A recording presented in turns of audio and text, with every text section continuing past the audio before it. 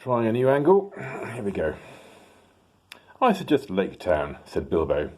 What else is there? Nothing else could, of course, be suggested. So, leaving the others, Thorin and Fili and Kili and the Hobbit went along the shore to the great bridge. There were guards at the head of it. They were not keeping a very careful watch, for it was so long since there had been any real need. Except for occasional squabbles about river tolls, they were friends with the Wood Elves. Other folk were far away, and some of the younger people in the town openly doubted the existence of any dragon in the mountain, and laughed at the greybeards and gammers who said that they had seen him flying in the sky in their young days. That being so, it is not surprising that the guards were drinking and laughing by a fire in their hut, and did not hear the noise of the unpacking of the dwarves or the footsteps of the 4 scouts. Their astonishment was enormous when Thorin Oakenshield stepped in through the door. "Who are you? What do you want?" they shouted, leaping to their feet and groping for weapons. "Thorin, son of Thrain, son of Thror, king under the mountain," said the dwarf in a loud voice, and he looked it, in spite of his torn clothes and draggled hood. The gold gleamed on his neck and his waist. His eyes were dark and deep. "I have come back. I wish to see the master of your town." Then there was tremendous excitement. Some of the more foolish ran out of the hut, as if they expected the mountain to go golden in the night and all the waters of the lake to turn yellow right away. The captain of the guard came forward. "And who are these?" he asked, pointing to Fili and Kili and Bilbo. "The sons of my father's daughter," answered Thorin. "Fili and Kili, of the race of Durin, and Mr. Baggins, who has travelled with us out of the west." "If you come in peace, lay down your arms," said the captain. "We have none," said Thorin. And it was true enough. Their knives had been taken from them by the Wood Elf, and the great sword Orcrist too. Bilbo had his short sword hidden as usual, but he said nothing about that. "We have no need of weapons, who return at last to our own, as spoken of old. Nor could we fight against so many. Take us to your master." "He is at feast," said the captain. "Then all the more reason for taking us to him," burst in Fili, who was getting impatient at all these solemnities. "We are famished and worn out after our long road, and we have sick comrades. Now make haste, and let us have no more words, or your master may have something to say to you." "Follow me, then," said the captain, and with 6 men about them, he led them over the bridge, through the gates, and into the marketplace of the town. This was a wide circle of quiet water, surrounded by the tall piles on which were built the greater houses, and by long wooden quays with many steps and ladders going down to the surface of the lake. From one great hall shone many lights, and there came the sound of many voices. They passed its doors and stood blinking in the light, looking at long tables filled with folk. "I am Thorin, son of Thrain, son of Thror, king under the mountain. I return," cried Thorin in a loud voice from the door, before the captain could say anything. All leapt to their feet. The master of the town sprang from his great chair, but none rose in greater surprise than the raft men of the elves, who were sitting at the lower end of the hall.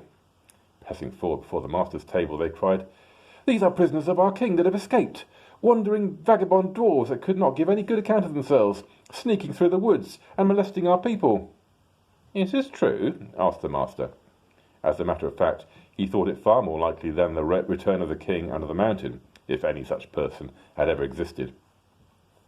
"It is true that we were wrongfully waylaid by the elven king, and imprisoned without cause, as we journeyed back to our own land," answered Thorin. "But lock nor bar may hinder the homecoming spoken of old. Nor is this town in the Wood Elves' realm. I speak to the master of the town of the Men of the Lake, and not to the raft men of the king." Then the master hesitated and looked from one to the other. The elven king was very powerful in these parts, and the master wished for no enmity with him.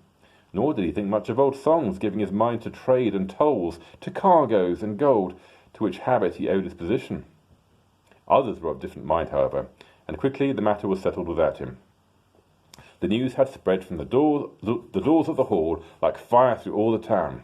People were shouting inside the hall and outside it. The quays were thronged with hurrying feet. Some began to sing snatches of old songs concerning the return of the king under the mountain, that it was Thror's grandson, not Thror himself, that had come back. It did not bother them at all.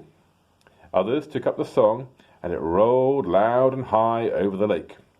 The king beneath the mountains, the king of carven stone, the lord of silver fountains shall come into his own.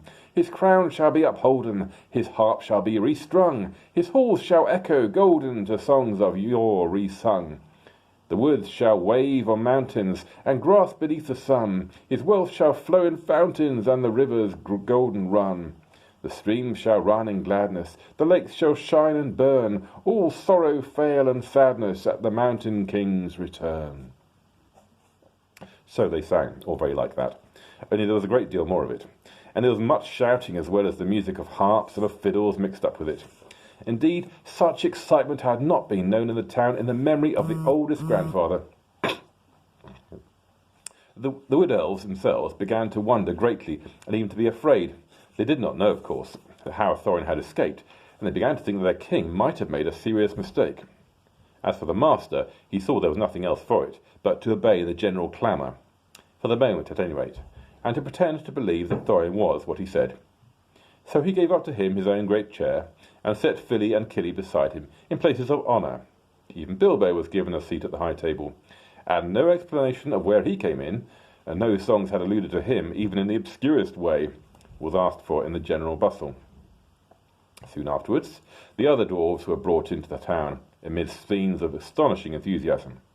They were all doctored and fed and housed and pampered in the most delightful and satisfactory fashion. A large house was given up to Thorin and his company. Boats and rowers were put at their service, and crowds sat outside and sang songs all day, or cheered if any dwarf showed so much as his nose.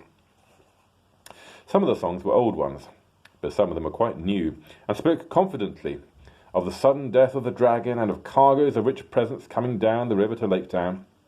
These were inspired largely by the master, and they did not particularly please the dwarves, but in the meantime they were well contented, and they quickly grew fat and strong again.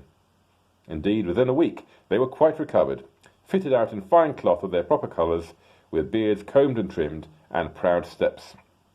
Thorin looked and walked as if his kingdom was already regained, and Smaug chopped up into little pieces. Then, as he had said, the dwarves' good feeling towards the little hobbit grew stronger every day. There were no more groans or grumbles. They drank his health, and they patted him on his back, and they made a great fuss of him, which was just as well, for he was not feeling particularly cheerful. He had not forgotten the look of the mountain, nor the thought of the dragon, and he had besides a shocking cold. For 3 days he sneezed and coughed, and he could not go out, and even after that his speeches at banquets was limited to "Thank you very much." In the meanwhile, the wood elves had gone back up the forest river with their cargoes, and there was great excitement in the king's palace. I have never heard what happened to the chief of the guards and the butler. Nothing, of course, was ever said about keys or barrels while the dwarves stayed in Lake Town, and Bilbo was careful never to become invisible. Still, I dare say more was guessed than was known, though doubtless Mr. Baggins remained a bit of a mystery. In any case, the king knew now the dwarves' errand, or thought he did, and he said to himself, "Very well, we'll see. No treasure will come back through Mirkwood without my having something to say on the matter. But I expect they will all come to a bad end, and serve them right." He, at any rate, did not believe in dwarves fighting and killing dragons like Smaug, and he strongly suspected attempted burglary, or something like it, which shows he was a wise elf, and wiser than the men of the town, though not quite right, as we shall see in the end.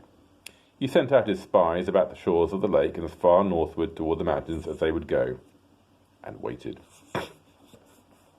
At the end of a fortnight, Thorin began to think of departure. While the enthusiasm still lasted in the town was the time to get help. It would not do to let everything cool down with delay. So he spoke to the master and his councillors, and said that soon he and his company must go on towards the mountain. Then, for the first time, the master was surprised and a little frightened, and he wondered if Thorin was, after all, really a descendant of the old kings. He had never thought that the dwarves would actually dare to approach Smaug, but believed they were frauds who would sooner or later be discovered and be turned out. He was wrong. Thorin, of course, was really the grandson of the king under the mountain, and there was no knowing what a dwarf would not dare and do for revenge or the recovery of his own. But the master was not at all sorry to see them let them go. They were expensive to keep, and their arrival had turned things into a long holiday in which business was at a standstill. Let them go and bother Smaug, and see how he welcomes them, he thought. Certainly, O Thorin, Thrain's son, Thror's son, was what he said. You must claim your own. The hour is at hand, spoken of old. What help we can offer you shall be yours, and we trust your gratitude when your kingdom is regained. So one day, although autumn was now getting far on, and winds were cold, and leaves were falling fast, 3 large boats left Lake Town, laden with rowers, dwarves, Mr. Baggins, and many provisions. Horses and ponies had been sent round by circuitous paths to meet them at their appointed landing place. The master and his councillors bade them farewell from the great steps of the town hall that went down to the lake. People sang on the quays and out of windows. The white oars dipped and splashed, and off they went north, up the lake, on the last stage of their long journey. The only person thoroughly unhappy was Bilbo.